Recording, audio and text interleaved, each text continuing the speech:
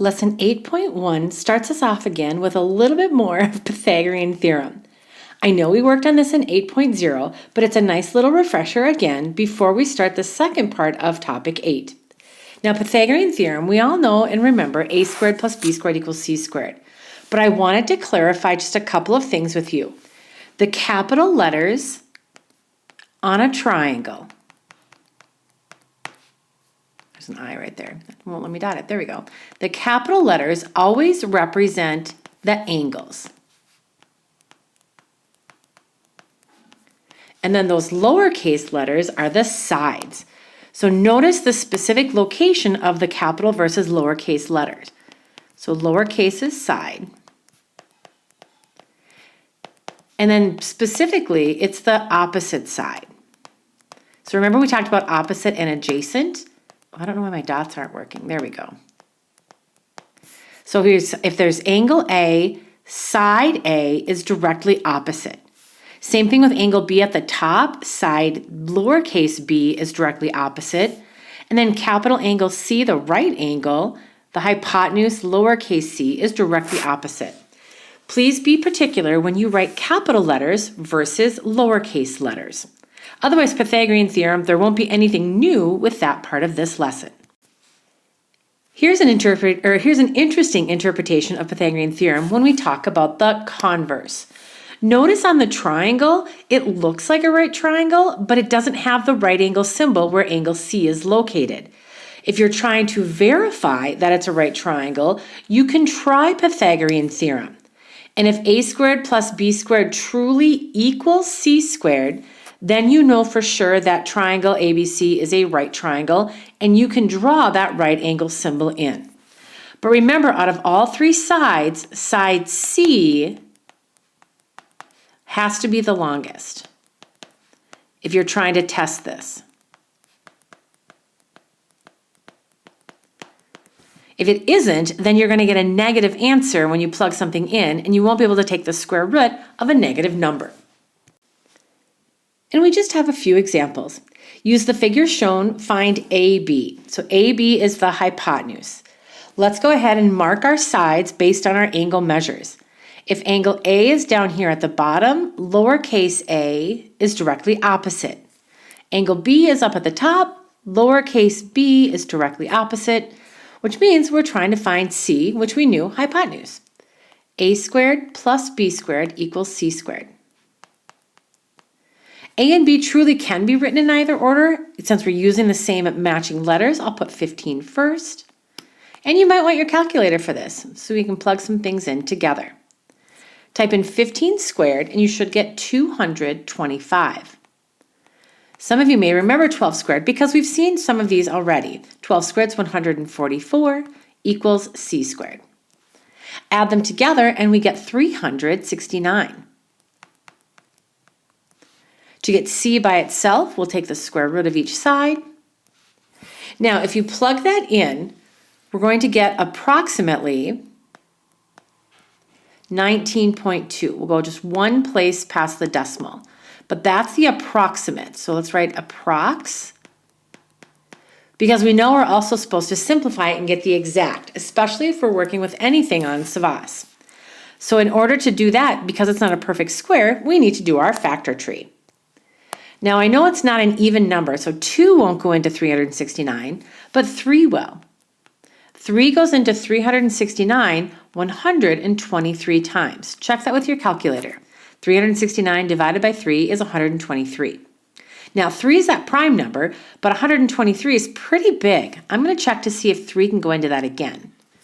Does 3 go into 123? Yes, it does, 41 times.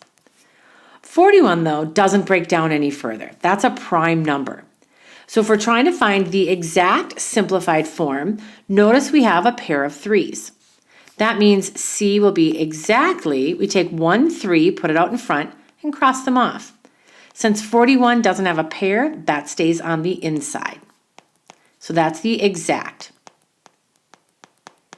Always practice both of them so that you know for sure which one you need, depending on how the directions are being represented to you. All right, let's try example 1b on the right. In this example, we have to find EF. So now we're using different letters. Okay, so let's think about what's happening here. I know I see capital E on that left-hand side, which means directly opposite. Lowercase e is where 7 is. Capital D is on the bottom right-hand side, so that means lowercase d is directly opposite. Now F is where the right angle is, and lowercase f will be 10, and that's the hypotenuse because it's directly opposite the right angle. Oopsie, hypotenuse. I gotta spell that correctly. Let's fix that quickly. There we go. So now instead of a squared plus b squared equals c squared, I have to use the letters d, e, and f. By definition, the longest side is the hypotenuse, so it has to equal f squared. Now we could write little d plus little e or little e plus little d. You could do those in either order because technically you're adding them together, but we'll keep it alphabetical, kind of matches with Pythagorean theorem. Now notice d is what we don't know, so we'll leave it d squared. E is 7, and f is 10. So either mental math or grab that calculator again. 7 squared is 49, and 10 squared is 100. So this is a little different. We have to move that 49 over. So make sure that you're showing how you do that. We want to make sure that our answer is smaller than 100, not bigger than 100. When our 100 minus 49 is 51. Take the square root of each side. D equals square root 51. Now, approximately, if you plug that into your calculator, it's just bigger than 7, so it's about 7.1.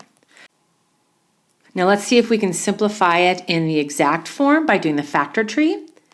51 is not even, so I know it's not divisible by 2. Let's see if 3 goes into 51. I think 3 goes into 51 17 times, but those are both prime numbers. Since there's only one and only one, what that means is that the square root is already simplified. So if you want the exact form, then we keep it just plain square root 51. Here's an interesting application question. It says to satisfy safety regulations, the distance from the wall to the base of the, oops, hang on, sorry, need a color there. The distance from the wall to the base of the ladder should be at least 1/4 the length of the ladder. Did Drew set up the ladder correctly? So looking at that picture, it says that the height of the wall is 9 feet. Do you guys see that right there? 9 feet. And the base of the ladder is 2.5 feet away. So what we need to do is figure out, is the base of the ladder at least 1/4 the length of the ladder, or the distance from the base to the wall? Which means we're going to ultimately have to do Pythagorean theorem. So if we draw a picture, kind of just right next to the big picture that's shown, the base of the ladder is 2.5 feet away from the wall. The wall is 9 feet tall, and we're assuming that the wall is perpendicular to the floor. We have to do a little bit of assumption there. And let's let the ladder be in blue right here, which technically would be the hypotenuse. So let's do, we'll do just A, B, and then finding the length of the hypotenuse, C. So if we apply Pythagorean theorem, just so we can figure out how long the ladder is, that would be 2.5 squared plus 9 squared equals C squared. We do get a decimal in this, so make sure to grab your calculator to verify. 2.5 squared is 6.25. And 9 squared is 81. If we add those two together, we get 87.25. Now we have to take the square root of that to approximate the height of the ladder, and that would be approximately, I think it's 9.3 feet. Okay, so if we think of it as 9.3 feet, the length from the base to the wall over the length of the ladder has to be greater than 1/4. I know this is kind of a weird rule to kind of process here. It says the base of the ladder should be at least 1/4 the length of the ladder. Well, if the base of the ladder is 2.5 feet away, and we said that the length of the ladder is approximately 9.3, that's weird. Is that decimal greater than 1/4? Here, grab your calculators, everybody. Plug this much in. 2.5 divided by 9.3. What do you get? 2.5 divided by 9.3. I got approximately 0.27. Is that greater than 1/4? Well, if you plug that into your calculator, that's 0.25. Is 0.27 bigger than 0.25? Think of it this way. Are 27 cents bigger than 25 cents? That would be yes. So that fraction, even though it's in decimal form when we divided it, it is bigger, which means the base is at least 1/4 the distance from the length of the ladder. So the base is ultimately safe to have the ladder where it's located on the wall. Here's one more application question with Pythagorean theorem. The length of each crosspiece of a fence is 10 feet. So the crosspiece is kind of like that diagonal right here. That's 10 feet. It says, why would a rancher build this fence with measurements shown? If the height is 6 and the distance between them is 8, why would the rancher build it this way? Well, let's first verify that if you want something to be stable, you'd want a 90-degree angle. So the reason why they'd want to build it like this is a 90-degree angle makes the fence more stable. Anything that's kind of like not 90 degrees, that's not that perpendicular, would have more of a chance of not being so stable. So a 90-degree makes the fence stable.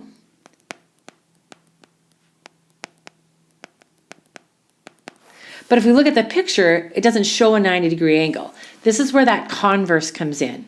If we can prove that the triangle formed by this fence is a right triangle, then it verifies that 90-degree angle.